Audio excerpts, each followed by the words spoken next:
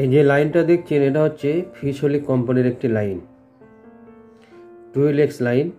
এটা 100 মিটার। এটা PA 3.5 30 mm। আর এটা হচ্ছে ফাইবার, এর যে ফাইবার আছে এটা হচ্ছে জাপান টেকনোলজির।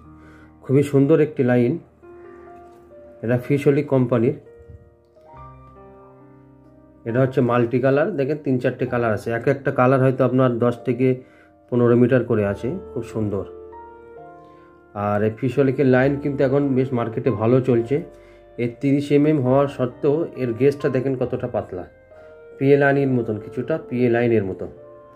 তো যারা মিডিয়াম রেঞ্জের ভিতরে একটি ভালো লাইন খুঁজছেন শোল মাছ ধরার জন্য, তো আপনারা কিন্তু এই লাইনটা রাখতে পারেন। খুব সুন্দর লাইন, খুব ভালো লাইন, এবং এর রিভিউ কিন্তু খুব সুন্দর, এবং লাইনটা স্মুথ আছে।